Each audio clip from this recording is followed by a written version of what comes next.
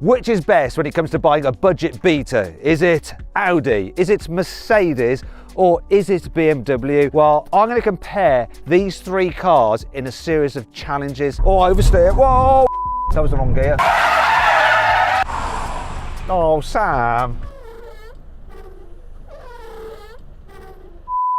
To find out which is the best £1,000 used bike. This is an Audi A4 2-litre petrol from 2002. It's got 129,000 miles on the clock. It's front wheel drive and has a 5-speed manual gearbox. So this car has 130 horsepower and 195 Newton meters of torque. I quite like the exhaust pipe. This was back in the day before Audi did fake exhaust. Also, it's back in the day before Audi, go on, start the engine, rev it up, did soft limiters. There's no soft limiter here. Don't worry, the engine was warmed up before we did that. Anyway, in terms of the bodywork, it's actually pretty good. So looking around it, no obvious damage here at the back, no rust. The paint's generally good, considering how little I paid for it. There's no cladding in the tail lights. The only bit of damage I've found on the car is this scuffage here. You know, but that will polish or kind of painty out. Other than that though, it's fairly clean down the sides. The panel gaps seem reasonable, which suggests that it hasn't been crashed. Alloy wheels, bit of bubble in there, but they haven't been badly curved, which makes me think that the car's been looked after. But let's quickly just check. Goodyear tyres on the front. No idea on the back. On the other side, little bit of bubbling on the wheel arch there. Got some cladding in the headlights and something growing in the fog lamp. Don't know what that is. It's like a science experiment. But overall, for the money, it's not terrible. Although I can't unsee this. What is going on here? I think I might paint that black if it was mine. Also, there's something a bit odd about the windscreen wipers and how they work or don't work that very well. Look.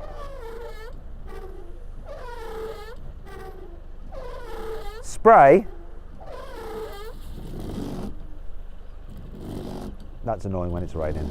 Anyway, round here we have a cracked windscreen. Not much of a crack, but the problem is that that would be an MOT failure. So it does have MOT on it at the moment, and where this car's going and my plans for it, it's not going to need an MOT for very long.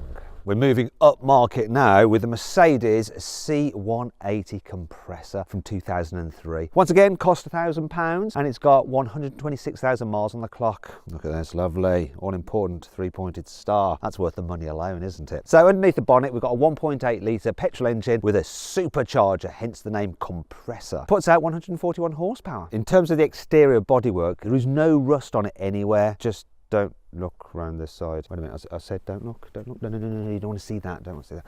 Basically what's happened is, obviously some jealous person thought, oh, a Mercedes, I'm going to key it. So yeah, it's got some nasty key scratches down the side. Down this side, the only damage I can really see is this scuff mark here, but it's not bad for a car of this vintage, is it? The blue paint is in good order. One thing I'm not sure about though are these wheels. So they're official Mercedes wheels, but they're not from this car. They are oversized. They stick out too far. They are wrong. They could affect how it drives, and they just look a bit silly, quite curved as well. Now here at the front, once again, a few kind of parking scuffs. Nothing major and some very dull headlights. I'd be surprised if any light can actually escape from those headlight units. This is a BMW 318i from 2003. It's got 88,000 miles on the clock. It's got a 2-litre naturally aspirated petrol engine in that puts out 140 horsepower. Now the first thing I've noticed about this car is that it's got a tow hitch on it. That's quite useful to have, though I don't tend to like to buy a car that's been towing because it's obviously been put under more stress. Now here at the back, it generally looks all right. There's some clouding in the tail lights, but it's a decent looking thing. Moving down the side, this is the worst part of the car, I think. Look, some rust over this wheel arch. Shame because like the alloy wheels look good. The rest of it all looks pretty good, neat and tidy. Panel gaps are fine. There's no major dings or dents on this part of the car. Here, it's got some scuffs though. It's obviously had a bit of a parking incident, but nothing major. And it actually looks pretty tidy, and it's easily the best looking car of the bunch. In fact, this takes me back to the good old days when BMW used to design pretty looking cars. Classic thing though, look, the BMW badge itself has faded a bit like the skills of the company's design team. That's a clear win for the BMW. It's easily the best looking car here and gets 3 points. The Audi is a bit boring, but it's in very good condition all round, so it gets 2 points. The Mercedes looked pretty sharp when it was new, but this particular car has lots of damage and those absolutely ridiculous wheels, so it gets 1 point. However, looks aren't everything, because the C-Class could have the edge in the next challenge. A standing quarter-mile drag race. Before we race, we're going to have a little bit of a sound check. Sam, can you rev up your beautiful supercharged 1.8? See, I'm going to win this because I've got a distinctive miss in this as well, so it sounds good.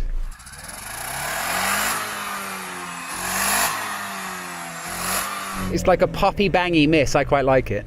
But it seems to go away when you rev it hard, so all you need to do is make sure that you drive it at the very top of the rev range, so you've got to just dump the clutch at about 6,000 RPM and you should be fine, okay? Yeah? Yeah, I'm going to keep this just above 5,000 the entire day now. That'll probably fix it.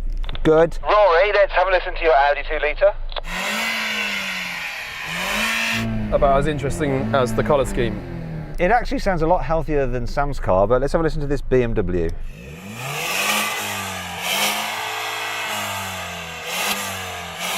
So we all agree that I won that? 100%. Yeah, because you've got a hole in your exhaust. Basically, that's sports mode. That's sports mode on the exhaust. I've got the valve open. It's just a rusty valve. That sounds horrible. Anyway, let's get on with the race. So my strategy on this is just rev it up, dump the clutch and see what happens. 3, 2, 1. Oh, what a beautiful start. No! Oh, come on, what's happened to that Mercedes? It looks like it's died.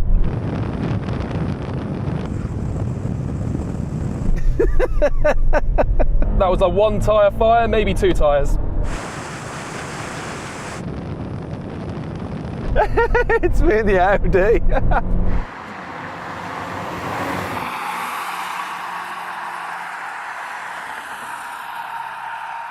The Audi's holding me, it's keeping me honest, but it's too late.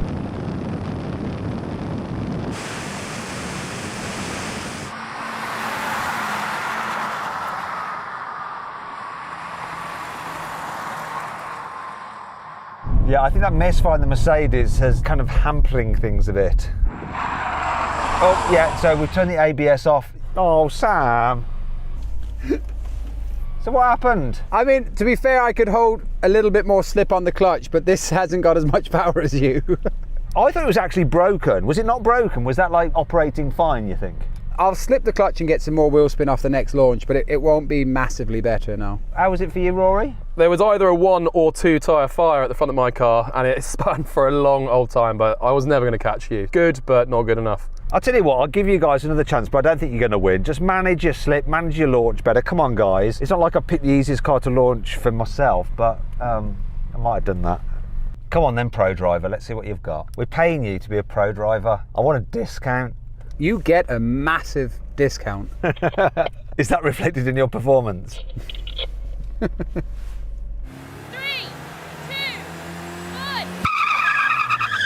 1. Come on. Oh, we did better that time. For fuck's sake. Oh, and the Audi's on it. Oh, this is closer. Oh, come on. Come on, baby. 7,000 revs.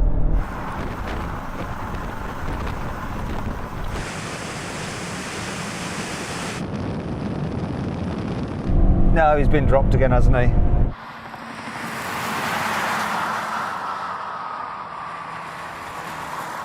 Well done, Rory, for keeping up with these two cars off the line with your front wheel drive wheel spinny shenanigans. Sam, don't blame the car.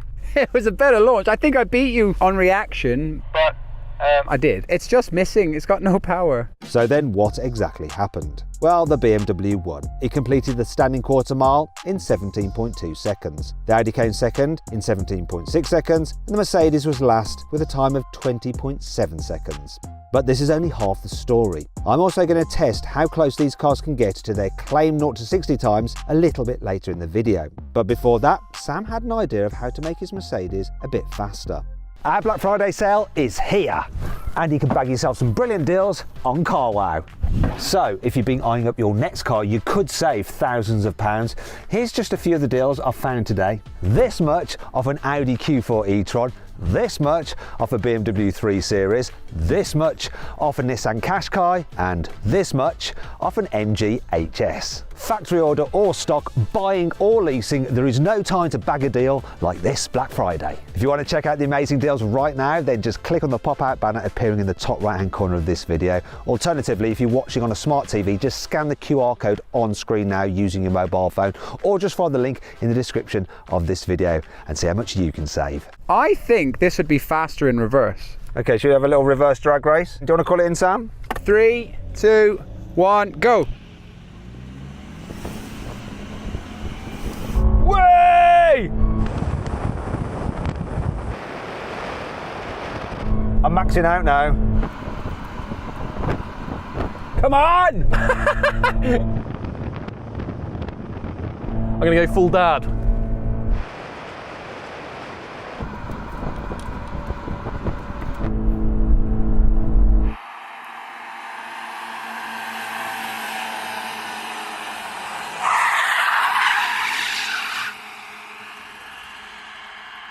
Here comes the cone.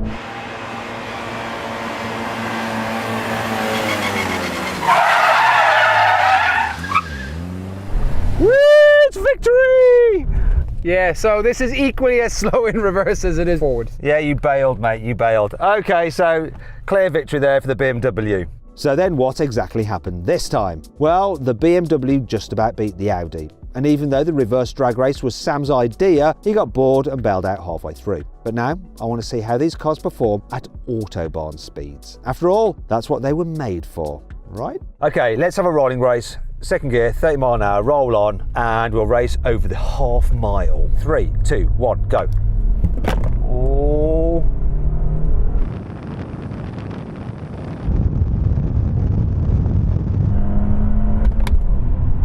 Oh, that was the wrong gear.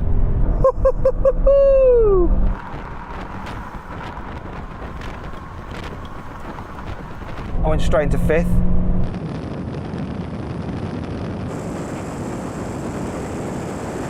I'm not going to catch the Audi now, I cocked it up.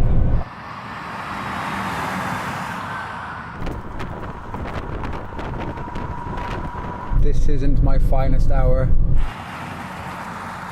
So Rory, you're really chuffed, aren't you? That was quite a slow speed by the half mile, but yeah, this thing is Solid, 129,000 miles, and it feels like it's done 40,000. It's great. Let me just put my car into super sports mode. It's got a special button that gives it more power, so I've just pressed that. Let's run that race again and see if it makes my car quicker. Let's do it. Yeah, he doesn't know that I just went into fifth instead of formal fifth. protest. Denied. 3, 2, 1, go. Don't miss shift this time. That's better. Oh!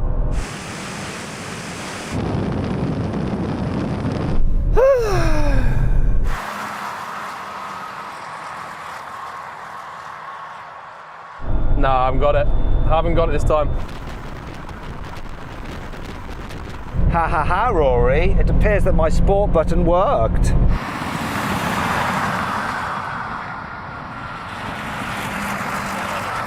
Yeah, fair play. That probably gave you another 5 horse. Oh, here he is. All right, well done.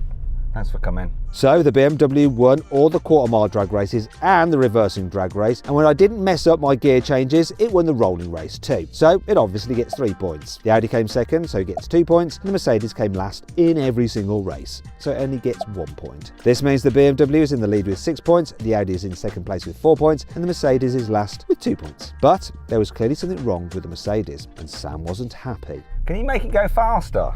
I mean, I'm just close to Fred Flintstoning this and just smashing my feet through and hoping that will do anything. But before Sam cuts a big hole in the floor of the Mercedes, I need to compare these cars' interiors. The interior of this car is actually in very good condition. So yeah, everything seems in order. It's reasonably solid. The headlining's fitted nicely, steering wheel isn't too worn. It's okay, apart from the design has aged so badly, especially with this horrible wood trim and all these buttons. And the colour's not great either. And what's this pattern on the seats? It's so like old and fusty feeling. Smells a little bit fusty as well. Someone's done a lot of smoking in here. What's under here? Oh, nothing. Oh, that's a bit broken. Let's just check out the glove box. Classic. Yes, definitely owned at one point by a smoker. What we got here? What's this? Oh, some light bulbs. Oh. And then some trim and a pen, but nothing unsavoury. Do you know what? If ever you want to check whether a car's been owned by a smoker, it's always worth just smelling the sun visor. In fact, you can see here, you can see the tar on that one, because obviously smoke, that's the giveaway. This car is pretty comfy in the back. Knee room's good, headroom's good, seats are comfy. Once again, it's worn really well. It's just the horrible blue rinse colour. There's not much dirt in here either. That's the only thing that's a little bit loose and broken. Let's have a look under here. Oh, look, cup holders, poppy outy cup holders. That's good. You could actually buy this and use it as a taxi. Finally though, let's check out the boot. Blimey, it's almost like a catapult. Right, and some leaves in here. It even smells of cigarettes in this boot. Ugh. Got a spare wheel, and we've got the jack already out for some reason. And this, whatever that may be, looks like it's part of the warning triangle, but that's been broken. Oh well, no big deal. The BMW's cabin is much more mainstream, but is it hiding any evidence of the previous owner's bad habits? Just like the outside, the interior of this car is peak BMW. The design is sporty looking, it's driver focused, but it's easy to use, it's logical, and it's worn reasonably well. Like the dash, these trims here, it's all rather nice. You know, a bit of shininess on the steering wheel, but it's not falling apart. The only thing I'm not so keen on is the gear shift is a little bit like tired and a bit wonky, but I'm sure we can probably sort that out. Let's just turn it on. Yeah, so all the dials work. I bet the aircon doesn't. This was back in the day when they had this weird thing where you could change the heat through there, but you also change the heat through there, and it's all just very confusing. But either way, no. Oh, the revs rise, suggesting the compressor may be coming on, but I'm getting no cooling effect. Oh well, let's turn that off. Also, I just want to show you this. It's got a removable window switch, which you don't want to lose because then you can't operate the window. So you have to just, it's got a bit of a knack to it. Oh, oh no, it's working. I'll just remove that. I'm just going to put it there so it doesn't get lost. All right, let's have a little about the place. What the heck? Crystal lemon and lime vapes. Anyone fancy a second-hand vape that's been used by someone else? No. It's pretty grim. What's in here? MOT certificates here. Lots of MOTs. Yeah, great. We have got a spare key, which is good. Headlining fits and feels quite nice. Lights all work. The seats aren't overly worn either. Nice. Here in the back we've got windy downy windows. Bizarre there's no door pockets. In the back it does feel a bit tatty and overly used. What the heck's this? It's an electric shaver. Nice. Let's see what we've got in here. Up. Sounds like Chewbacca. Nothing much to see in here. We've got the warning triangle. Let's have a look under here. We've got a spare wheel. Come on. Nope. We just have the jack and stuff. Oh well. So the BMW's interior has stood the test of time much better than the Mercedes. But how does the Audi compare? Here on the inside, depending on where you look, seems okay. So like the dash and stuff is all fine. However, the bits that you actually touch, like the steering wheel, a little bit worn out and nasty. So too is the handbrake and the gear selector. And then there's bits like this that doesn't shut, so blooming annoying. Cup holder works though, that's good. Let's just see. Turn it on. Let's get that aircon on. Will it blow cold? Are you going to blow cold? Will you even blow? Yes, the aircon doesn't work. It's the kind of thing that the seller says, oh, it just needs a regas. Totally doesn't need a regas. The compressor's gone or there's pipes leaking. That's usually the case. Why would it need a regas unless the fluid's leaking from somewhere? Okay, in the glove box, always worth checking. We have, oh, service history. Let's see what this says. Full service history up until 2014. Then no more. But that was 100, so that was 118,000 miles. We're at 129. So not that many miles have been clocked up, but if that's the same all in there, it's gonna be very old. Anyhow, what else have we got in here? No, nothing in the door bins. Other than that, reasonably tidy apart from the obvious thing. Can you see that? There's nothing like a saggy headliner because they're really hard to fix. The back seats look like they've hardly been sat in. It's quite good condition back here. We've got things like this, look, your armrest with some storage. Nothing in there. This car's been cleaned out.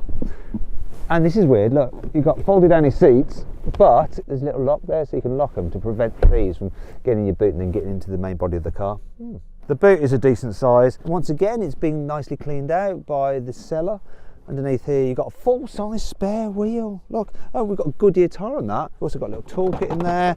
So probably be taking that out and selling it on eBay, and the warning triangle. It's quite complete, this car. I'm impressed, even though it is a little bit dull. Overall, the Audi's plain interior design doesn't feel as dated as the Mercedes, but the shabby trim and collapsed headlining really let it down. The 445 litre boot is about average for a car of this size, so it gets 1 point. But at least it comes with a full-size spare wheel and a toolkit. The Mercedes interior is in slightly better condition, apart from that weird seat fabric and the horrid ashtray, which is revolting. Its 455 litre boot is the biggest here, so it gets 2 points. The BMW's 440 litre boot is the smallest of the three, but the rest of the cabin looks the most modern and it feels the nicest inside, so it gets 3 points for a total of 9. This means the Audi is in second place with 5 points overall, and the Mercedes is still in last place with 4 points. So that's the interiors ranked, but I want to see how well these cars' engines had stood up to 20 years of abuse. I'm going to time them from 0 to 60 miles an hour and see how close I can get to the manufacturer's claim times from back in the day.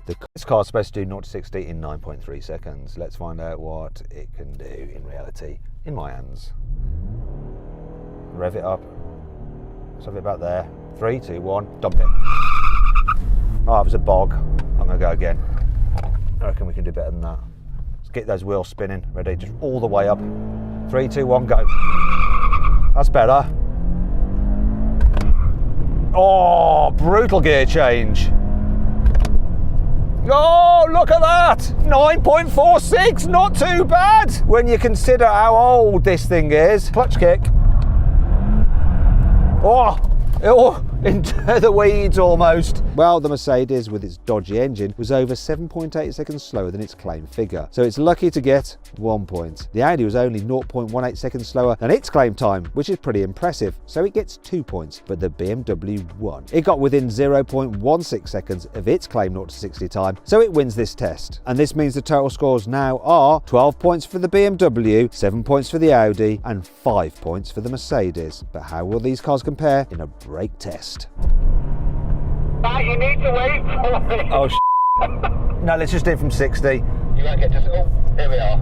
This is where we'll see Sam's skill come out.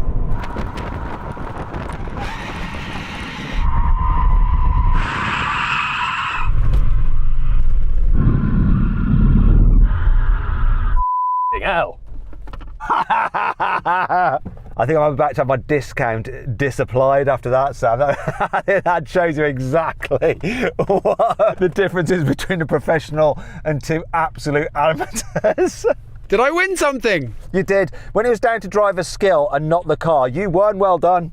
Yay! Obviously, this wasn't a serious test because we had disabled the car's ABS systems for another video. Anyway, I think Sam deserves the moral victory in the Mercedes. This means the C-Class gets 3 points, the BMW gets 2 points, and the Audi gets just 1 point. So that means the BMW now has 14 points, and the Audi and Mercedes are tied on 8 points. Moving on to our next challenge, and it could throw up a few curveballs because I want to talk about cold hard cash. I bought all these cars for £1,000 each, but how much would it actually cost me to run them for a whole year? Well, to find out, I've calculated the total cost of insurance, road tax, and 10,000 miles worth of fuel for each car. This way I can see which will be the most economical daily driver. And let's start off with the Audi because it's exactly the sort of car an accountant might drive. This A4 was actually the cheapest car of the three to insure, but it was the most expensive to tax. It also had the worst average fuel consumption of 34.8 miles per gallon and therefore the steepest fuel bill. Overall, the A4 would cost me £2,377 per year to run, well, assuming nothing went wrong. Still, the same would apply to the Mercedes. Let's look at its actual costs. The insurance was slightly dearer than with the Audi, but road tax was cheaper, and though it was supercharged, the average fuel consumption of 35.8 mpg is slightly better than the A4. Overall, the C-Class would cost me £2,261 to run each year. But the cheapest daily driver is the BMW. The insurance quote was the most expensive, but it was cheaper to tax than the Audi, and it also uses less fuel than the Mercedes because its average consumption is 38.2 miles to the gallon. In total, the 3 Series would cost me £2,215 to run each year. So that's another 3 points to the BMW, 2 points to the Mercedes and 1 point to the Audi. And that means the total scores are as follows: 17 points to the BMW, 10 points to the Mercedes and 9 points to the Audi. But would I actually want to keep any of these cars for a whole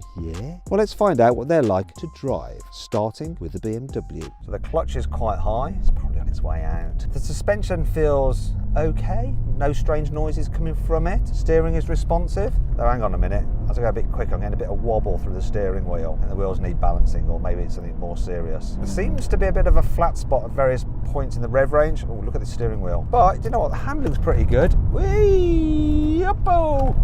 Oh, here we go. Oh, hello. Whoa!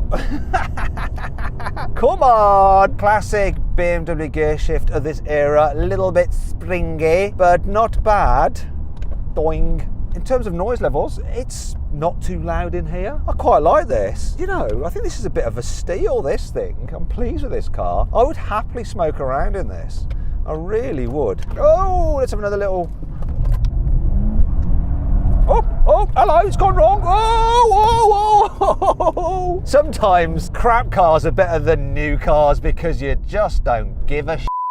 And to be fair, I think this was the best era of BMW. Looks great, drives great, and even after all these years, still feels kind of great.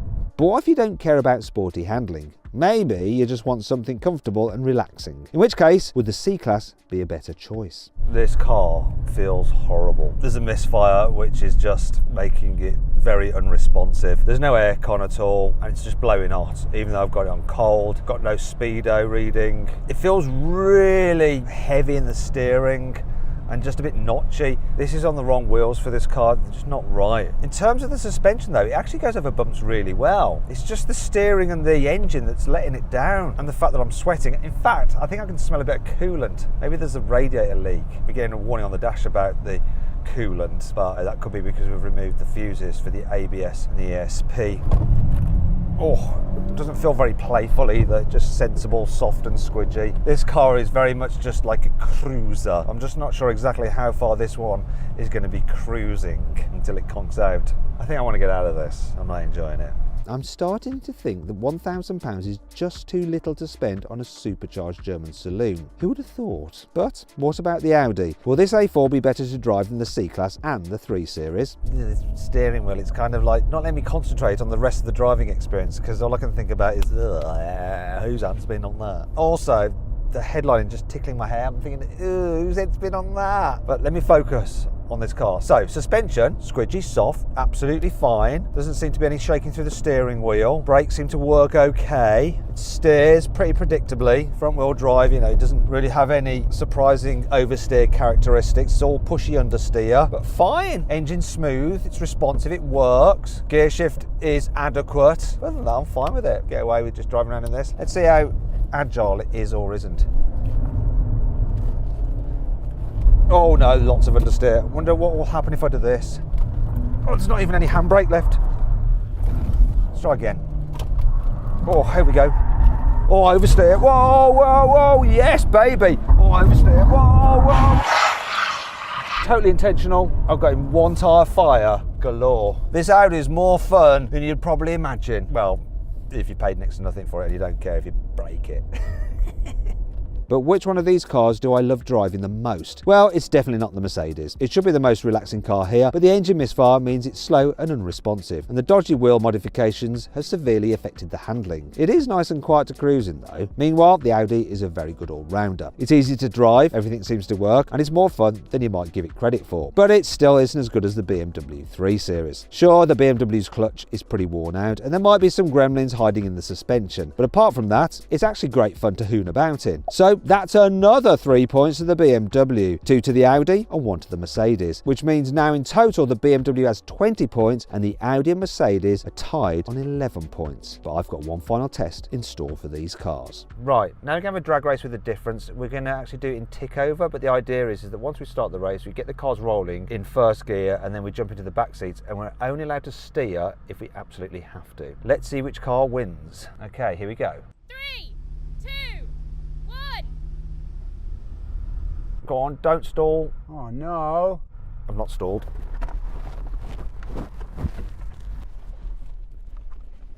There she goes.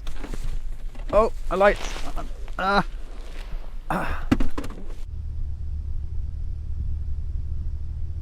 Winning this. I'm winning this. Come on!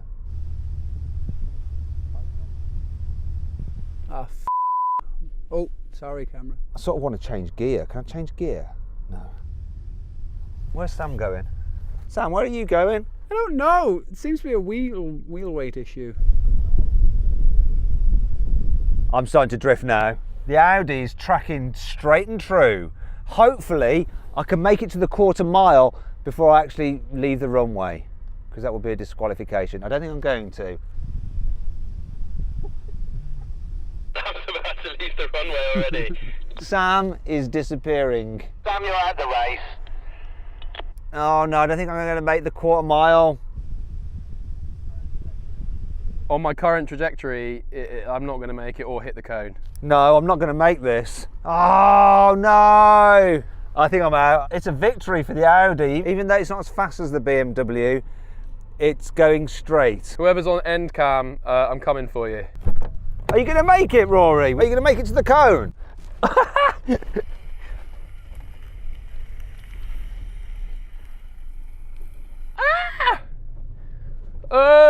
Well, that was stupid.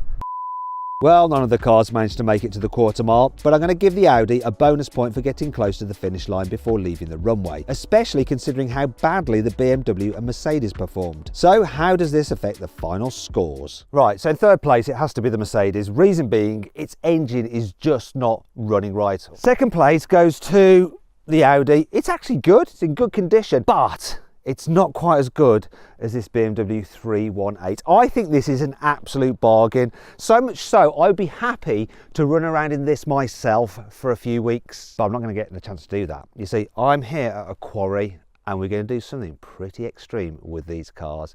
But if you want to find out what it is, you need to make sure you subscribe to this channel and hit the bell icon, because I'm going to be uploading that video very soon. Anyway, I hope you enjoyed the video. If you did, give it a like. If you want to watch some other videos, click on the video windows. And if you want to see how much money you can save on your next car, click on the Carwire logo. Thanks for watching.